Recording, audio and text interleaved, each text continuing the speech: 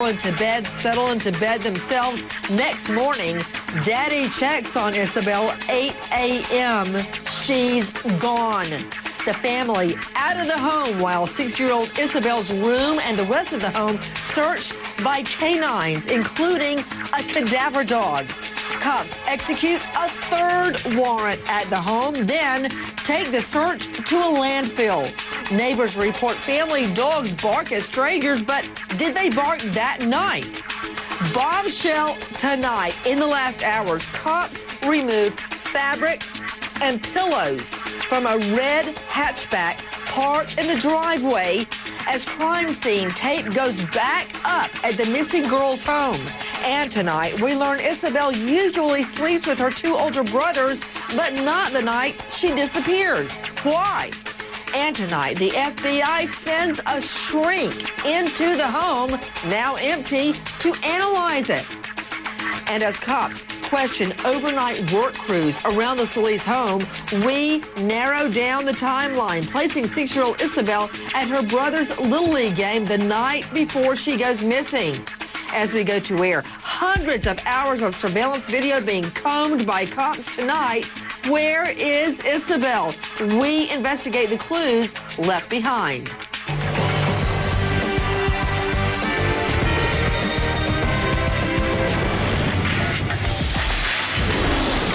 Six-year-old Isabel Mercadez Celis vanished from her bedroom in the middle of the night. Gone. Missing. Where is she? Last seen in this home by her parents. They have been interviewed extensively. Police, a behavioral analysis unit, FBI trained dogs searched for clues a methodical search in the house, the neighborhood, and a nearby landfill. Close to the child's home is this surveillance camera. Police are now scouring hours of footage for any sign of Isabel Celis. We're going to do another search of the house. Crime scene tape back up around the home. We're not ruling anybody out at this point. This home seems to be fortified. The family had 2 dogs.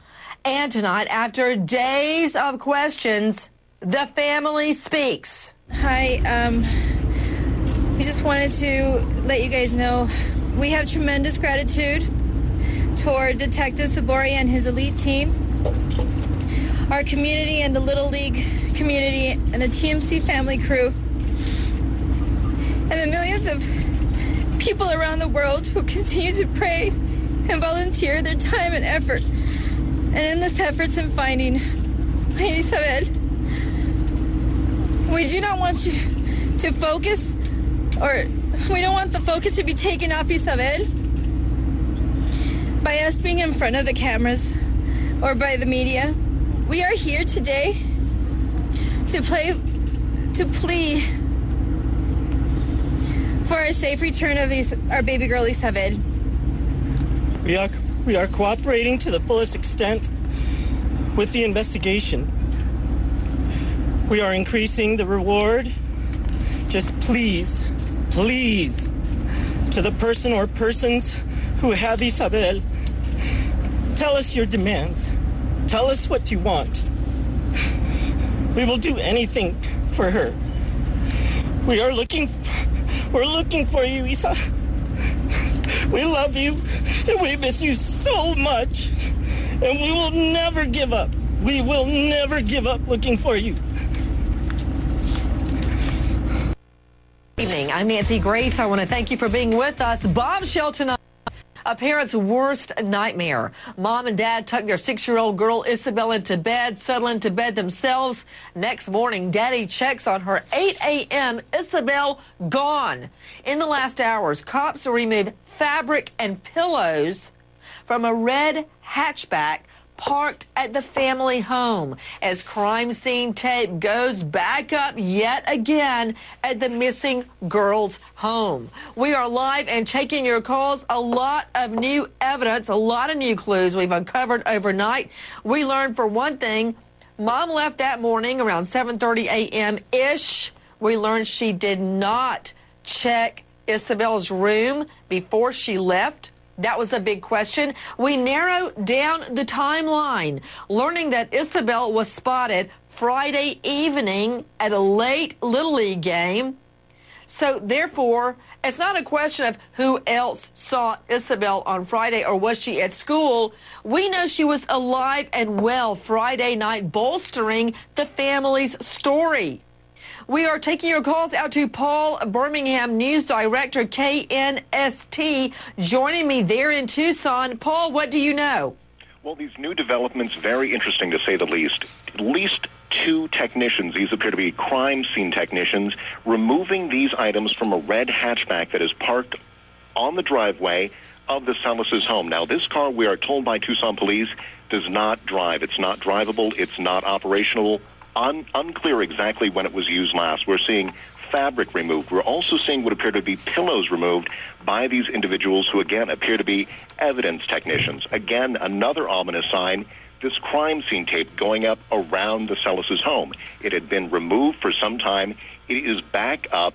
Also, a warrant which had been issued has been refreshed. Those are police's words. Essentially, what that means is that allowed the FBI's Behavioral Analysis Unit to go in and get a first-hand look at the crime scene so that they could bring their specialized skills and training to bear on that crime scene and see exactly what the perpetrator or what the family may have seen at that time. So, long story short, the crime scene tape is back up around the home. Gene Casares, legal correspondent, in session. That could mean a number of things. As I reiterated last night, Gene Casares, not only a correspondent, but also a lawyer as well. Gene, a search warrant does not mean you've got a revolving door like Walmart 24/7. You can just walk in whenever you feel like it. Cops went back to get a warrant. They brought in a shrink, an FBI behavioral analyst. Why? Don't know. But that is not an ominous sign pointing to the family, as many people think it is, that they got another search warrant. You can't just walk in and out the front door whenever you feel like it because you had a search warrant a week ago. It doesn't work that way, Gene. No, it doesn't. And if this case gets to trial, they've got to mind their P's and Q's. They have to procedurally do it correctly so any evidence they collect can be presented for a jury. But the searching of the home has gone to this car, Nancy, that's on the property. It's a red hatchback car. What I find interesting is, yes, they took carpeting, they took pillows. It doesn't sound like they took all the carpeting, though, Nancy. They took some of the carpeting. So what did that carpeting show? What did a presumptive test show of that carpeting? And most importantly, the car doesn't drive. So that car was parked there regardless of whatever time an intruder may or may not have entered the home. Now, that takes some chutzpah to walk up to a house where you see a car parked in the driveway and go in and nab somebody. But it has been done before on many occasions. We also learn. Out to you, Natisha Lance, standing by at the Celis family home in Tucson. We learn Mommy did not check on Isabel before she went to work. Now, here's the kicker. A lot of people are screaming, oh, why didn't she check on her child? I got to say, when I get home from work at night, if the twins have just gone to sleep, I don't open the door and look at them because it's going to wake them up. However, if they've been asleep for an hour, I will absolutely go and check on them. I just want to see them. I want to make sure they're breathing, that they're okay. The fact that she thought her husband was going to be up in 30 minutes could explain why she didn't do it. But it does affect the timeline, Natisha. What do we know? That's right, Nancy, and that was a big question, whether or not the mother of Isabel had checked on her prior to going to work, and we learned today that she did not do that. Now, they did have a late night, as you mentioned earlier. They were at the baseball park. Isabel's brother was playing baseball. She was in the bleachers, according to folks that I spoke to last night there, and she was playing. Everything seemed to be normal, and they did get home late because Isabel's father was taking in the bases and putting them away for storage. Now, when they did return home, perhaps she wanted to let her sleep because she knew that they had a late night, and so maybe that's why she didn't check on them. But again, 8 o'clock is that timeline when the father went into the room to check on her, to wake her up, and by 8:14 is when he called police. Okay, did he call the mom at work? Because she was either on time or early to work as a pediatric nurse that following morning. That would have been a Saturday morning. Did he call her before he calls cops? Do we know? Has the 911 call been released? Police are not releasing the 911 call at this point, but reports have said that he did reach out to the mother prior to calling police, and they did also check the home. We also have reports that the siblings of Isabel were walking around the neighborhood, even one of her siblings collapsing and going into a neighboring store of the neighborhood here and telling the worker there, "We were asleep, we didn't hear anything," but Isabel is gone. So those are the facts that we are working with at this point. But again, the mother did not see Isabel before she went to work. Okay. For some reason, I'm in the position of defending the family, defending the mother and the father tonight. And I don't mind that, because the reality is, and the family has got to get used to it. It may be a shock. It may be hurtful. But that is where the investigation starts with mommy and daddy and the brothers. Although fratricide or killing a sibling is extremely rare, that's not what happened here, I can guarantee you. The family has got to accept they are where the investigation starts. It starts in that home. So they are going to be raked over the coals. They're going to be subjected to a lot of questioning, a lot of speculation. That is the reality of this sort of an investigation. We're learning a lot. We're learning a lot about the father, that he was an active member at the Little League, very involved with his family, very close to his family, as is the mother. They were all at the game the night before, watching the brother play, the father collecting the base plates, working at the field. The family got home late Friday night. What this puts in my mind, Natisha Lance, is all the people at a Little League game. And what better place for a perv to be as at a kid's Little League game? What about it, Natisha? That's a good point, Nancy. It doesn't appear as if anybody saw anything that was suspicious at that game on Friday evening. This community that was there at the baseball park, they're very close-knit. They are like a family. A lot of them were shedding tears last night as they were speaking out for the Celis family. And one of the things that they said was, you know, this shouldn't happen to any family, but especially this family, because this family has been so good to this community. On the other hand, if it is a random intruder, how would they know which room is hers? How would they know how to get in? You're telling me the window is 6 feet off the ground. This investigation can go in many directions. And to you, Paul Birmingham, KNST, what can you tell me about surveillance? There is a surveillance camera nearby on one of the buildings that is a business. There's also a home nearby about 75 yards away that has a camera pointed directly at the house in question. Officers are going to be poring over the surveillance video, looking for any possible vehicles that might have been seen coming or going, and hopefully they'll be able to come up with some sort of evidence out of that. But at this point, police are not saying exactly what they're looking for on those videos, but they are hopeful that there would be something that they could use to try and bring Isabel home. Unleash the lawyers, LaTonya Hines, prosecutor, Ann Bremner, defense attorney, high-profile lawyer out of Seattle. Mickey Sherman, defense attorney and author of How Can You Defend Those People, joining me out of Connecticut tonight. First of all, to you, LaTonya, crime scene tape back up around the home. To me, irrelevant. If they want to go back in the home for any reason, they should go back and refresh or get a new warrant. They can't just walk in whenever they feel like it.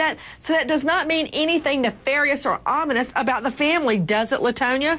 No, it doesn't. Absolutely correct, Nancy. I mean, this is where the police believe the scene of the crime occurred, and so it makes sense for them to be going back there. And you've got to use the search warrant so that if you do find any information or evidence, you're able to legally use it at trial. So I don't think Mickey Sherman, why a shrink? Why is a shrink walking around the inside of the home, an FBI analyst?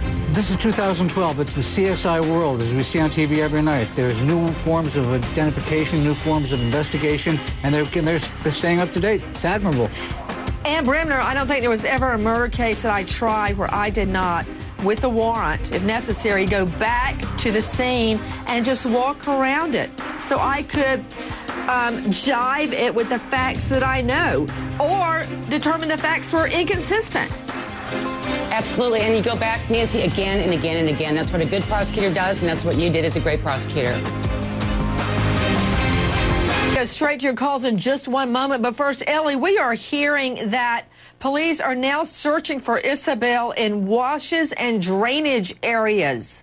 Right, Nancy, they are actually using dogs in some of those searches. They are expanding beyond that immediate neighborhood to see if they can find any clues, anything in areas where, water runs through the neighborhood, drainage areas. Okay, explain that to me, Paul Birmingham. Where exactly are they looking in drainage areas?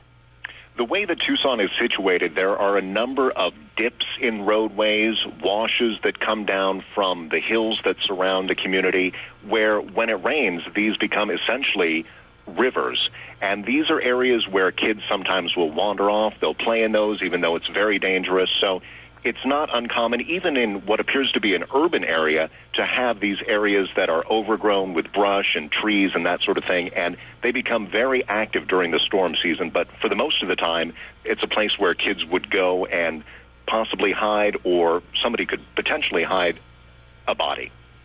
Also, we're hearing from Villasenor that he, speaking on behalf of police, does not believe Isabel walked away from her home, and they don't believe she has been taken out of the state.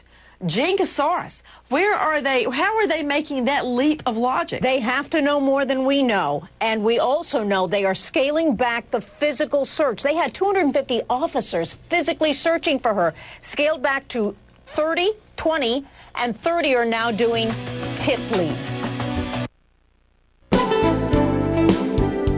That Isabel was here watching her brother's baseball game the night before she went missing.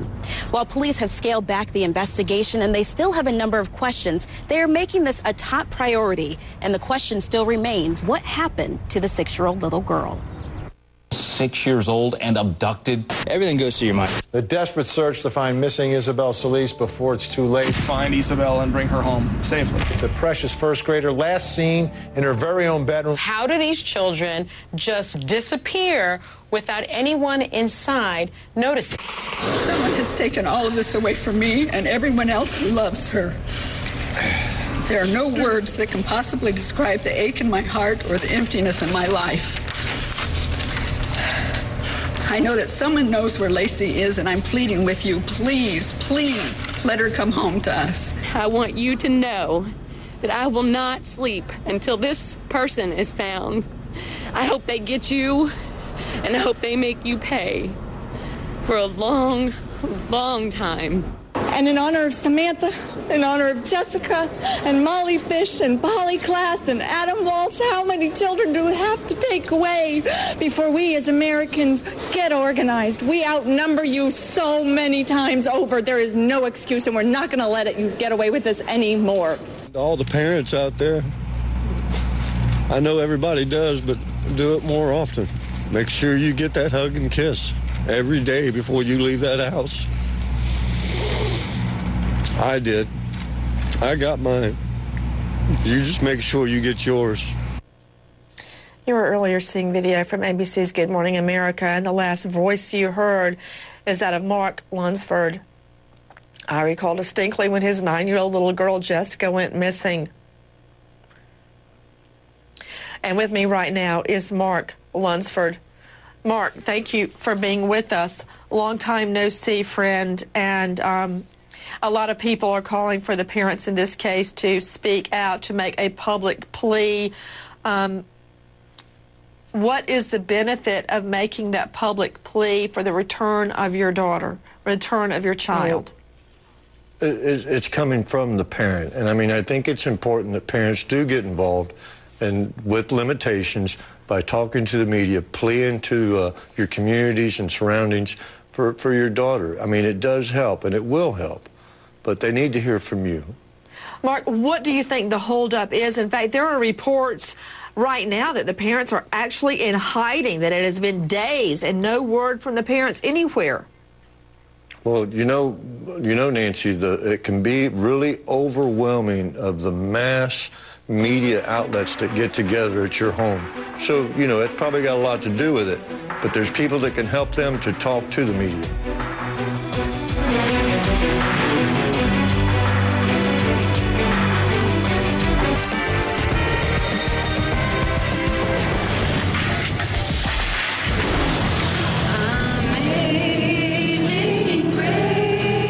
Six-year-old girl, little Isabel.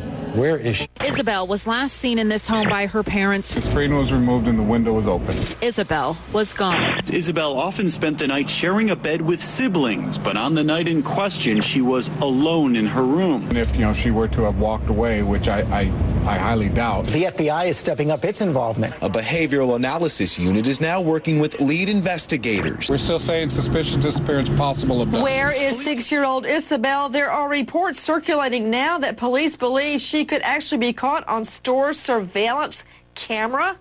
Also reports that her family is in hiding. I find both of those very difficult to believe, Paul Birmingham.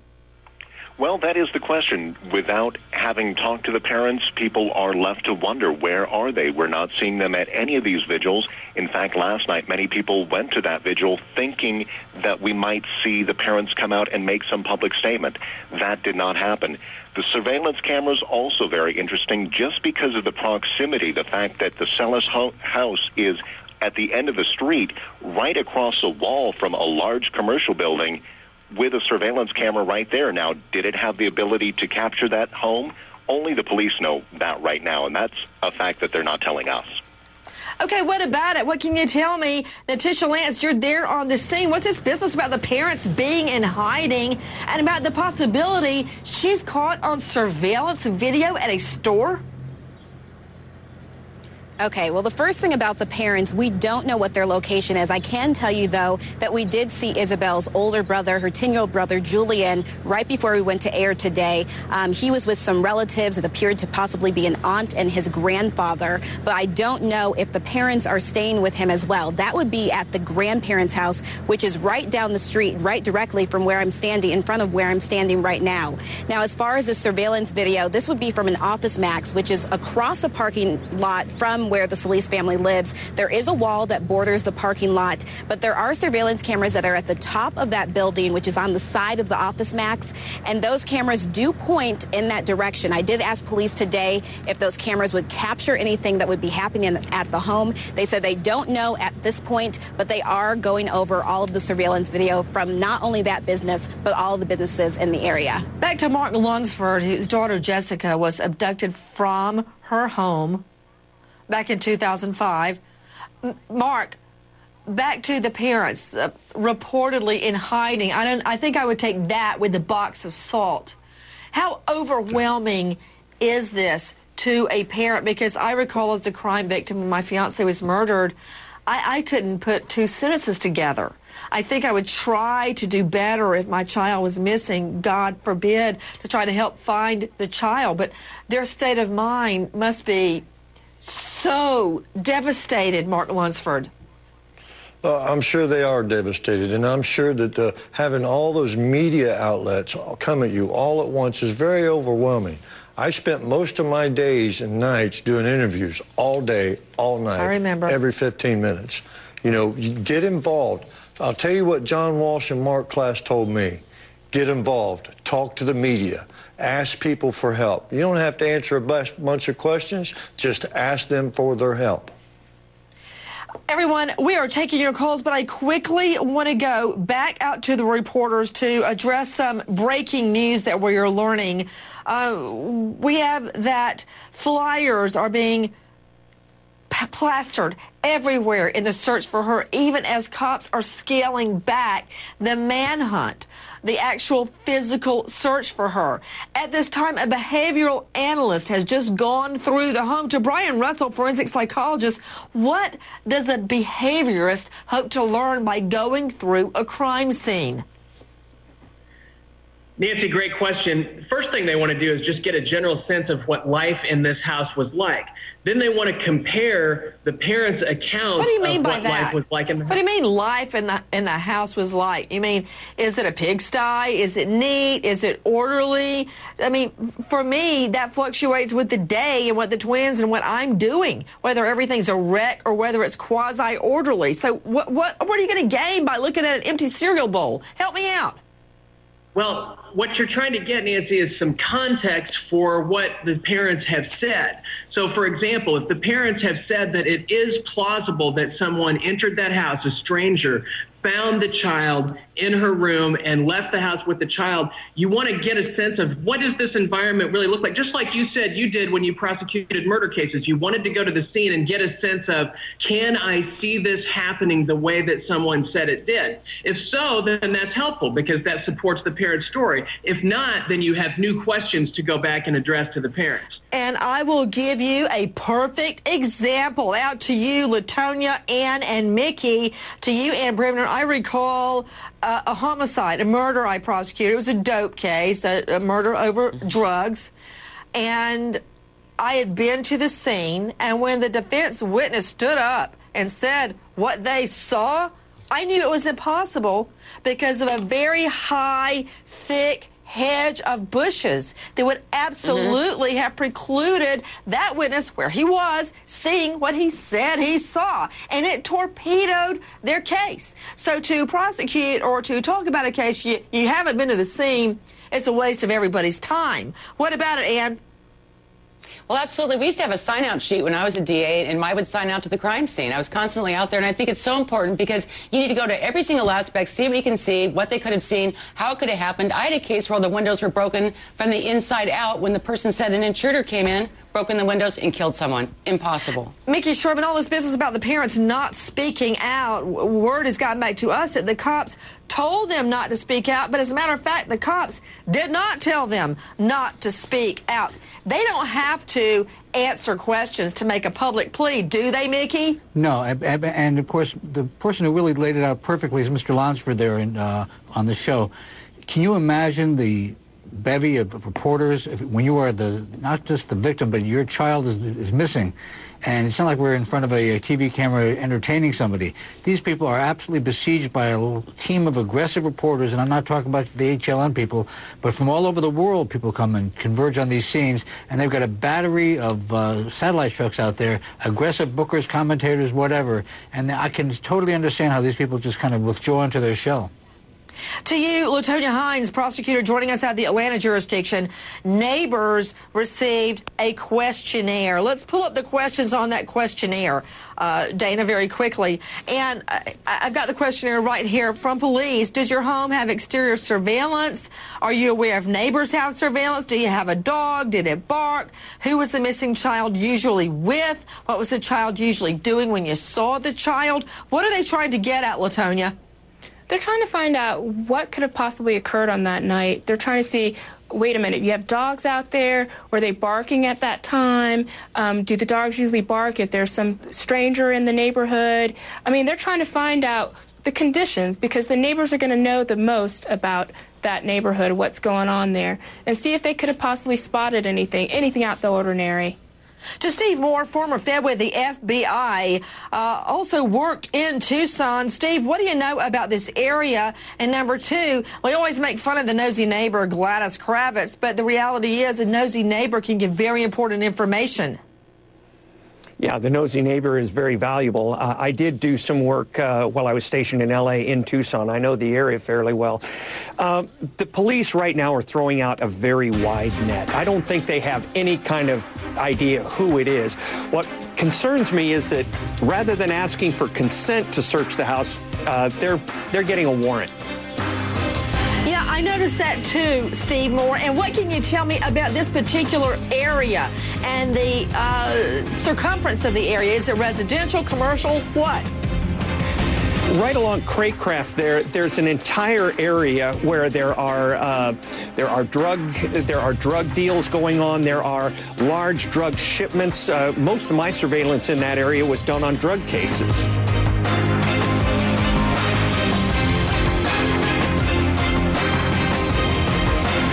don't know what these leads are going to provide us and where we're going to go. The desperate search to find missing Isabel Celis before it's too late. They said that there was nothing specific that led them to do this search at the landfill. We're still saying suspicious disappearance, possible abduction. Mothers, friends, and co-workers touched by Isabel's disappearance are doing what they can to help. The precious first grader last seen in her very own bedroom Friday night. Obviously, I'm disappointed that we haven't found her at this point. So you heard the police there say they are disappointed. We're not ruling anybody out at this point. There's just no possible way. And they're moving from the search phase to the investigation phase. That the family would have anything to do with it. We are taking your calls. A lot of major developments overnight in the search for 6-year-old Isabel Celis. Back to Mark Lunsford and Steve Moore. Steve Moore, you worked the area of Tucson. Let me see that map again very quickly, Dana. Right there at Craycroft, you said you observed drug deals going on, but Craycroft is a long road. Where were the drug deals in relation to East Broadway Boulevard? It was on the extended center line of Craycroft from Broadway as you're looking at the map. It would go out different directions as you're looking at it, to the left and to the right. There are various areas in that entire Craycroft road area where you're going to find pockets of this. It's endemic in some of the lower income areas in that area. Well, their home doesn't look lower income to me. No, but it's not a situation where you can't have upper-class homes, upper-middle-class homes within a mile or so of some of the lower-class homes or lower-middle-class homes. There's nothing really in the zoning to keep that from happening in that area. A lot of it's being fixed and renovated, but there are still some dangerous areas in that Craycroft Road corridor. To Dr. Gwen O'Keefe, physician and founder of pediatricsnow.com. Dr. O'Keefe joining us out of Boston. Dr. O'Keefe, what clues do you think that they're looking for in the home? They keep going back, and we've seen CSI leaving the home. We've also seen, take a look at this, pillows and some sort of fabric, be it carpet or some other fabric, being taken out of this red hatchback parked there in the family driveway. Well, Nancy, typical forensic evidence would be things like hair, body fluids, from both the girl as well as a potential the person of interest. But they'll also be looking, for just other evidence such as, footprints or evidence of a glove traces. Anything that could link somebody to the scene is what they look for. Things that shouldn't be there. Out to the lines, Pamela, Ohio. Hi, Pamela. What's your question? Hi, Nancy. It's great to talk to you. One thing that I found very unusual about this case was on Saturday mornings, there's no school. I let my kids sleep in just as late as they want, and I found it strange that they would go in and wake her up at 8 o'clock in the morning instead of letting her sleep as late as she wanted.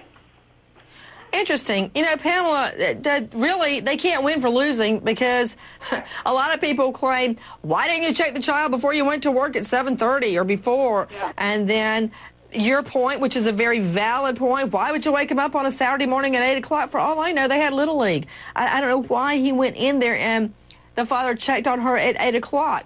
What about it? What do you know, Jinkasaurus? Nancy, we don't know. It could be that every Saturday morning they have breakfast together, and so her daddy was waking her up, or they watch cartoons together. It could be a multitude of reasons. You're right. You're absolutely right. I know that according to this sighting, Natisha Lance, she was at the Little League game as late as 11 o'clock. Is that correct? Right. Well, we know, Nancy, that she was put to bed at 11 o'clock, but the Little League Park is just about 5 minutes up the road, so they could have come home about 10:30. Gotcha. That's pretty late. Back out to the lines, Tina, Florida. Hi, Tina. What's your question? Hi, Nancy. How are you today? I'm good, dear. Asking, do they have any prior DCF accounts, police records of abuse? Is there any type of negative action going on in that house other than this? Because I'm with you. I don't believe that the parents have a whole lot to do with us. Well, I got to tell you something, Tina. I mean, when I look at these cases, Mark Lunsford, let me get you to weigh in on this, too. You always look first at the parents because statistically it's somebody in the home. There's something about it, even though a lot of people are arguing, and I hear it. I hear what they're saying, that the screen from the window looks staged, that it was removed from the window, that who could get in that window 6 feet off the ground. I'm hearing it all. I'm hearing it. I'm hearing it up here. But that's a very, very powerful accusation to make against the family this early in the game, Mark Lunsford. Yes, it is. I mean, you know, law enforcement, they have to use just about any tactic they can to get you to tell the truth, even if it means lying to you to get you to tell the truth. I mean, they told me that they found my daughter's blood on my father's clothing, which wasn't true. But it's a tactic, anything that they can do to get someone to give them some kind of truth as to what happened to these children. I'm hearing also that my suspicion is correct. She did have a game. Is that right, Clark? Yes. She did have a Little League game that morning. So that's possibly an answer to Tina's question, why she was woken up. And also, regarding a couple of things, possession of drug paraphernalia back in the early 90s. For all I know, that was a marijuana roach. It could be anything. He had a couple of things that were dismissed. And the rest were an animal without a license, a dog at large, things of that ilk. The mom looks pretty clean herself. So I don't know anything, Paul Birmingham, KNST, about any defects into the home, child safety. I haven't heard anything about that. No, we've not heard anything of the sort, though you do have to consider that in most instances, if there is a Child Protective Service case, if there is something that's ongoing, that information is going to be sealed, and that's not going to be immediately accessible, as will the search warrants. We've been told by Tucson Police last night that the search warrant returns are going to be sealed in this case for the foreseeable future. We are hoping to get in there this week and see exactly what cops were looking for. That's not going to be the case now, but CPS could conduct an investigation. That's not been revealed at this point, though. Brad Dennis, Canine Handler, Director of Search Operations for Class Kids Foundation. What was the role of the various dogs that have been brought into the home? Well, they brought in, my understanding is they brought in two different types. They brought in a scent discriminating trailing dog to see if they could pick up direction of travel, maybe leading away from the window. But it appears that they also brought in a cadaver dog into the house. And obviously one of those dogs gave a trained indication inside the house.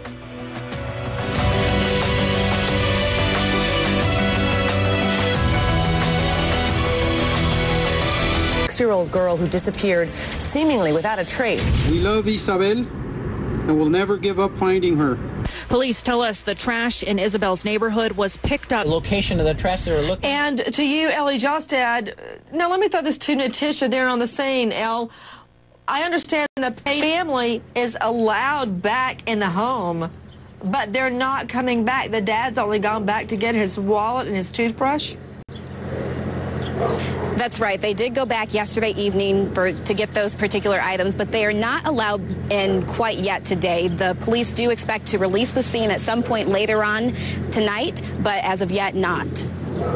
Okay, and back to you, Ellie. It's my understanding that the family has stated that, or their spokespeople, which is a vast difference from the family saying it themselves, that they were told not to speak at all, but the cops are saying no.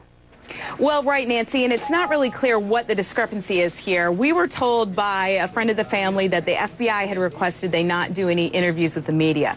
However, last night, Tucson Police, a different agency, said that the request had gone to the family that they make a plea to the public. Everyone, we're putting up the tip line now, 520-882-7463.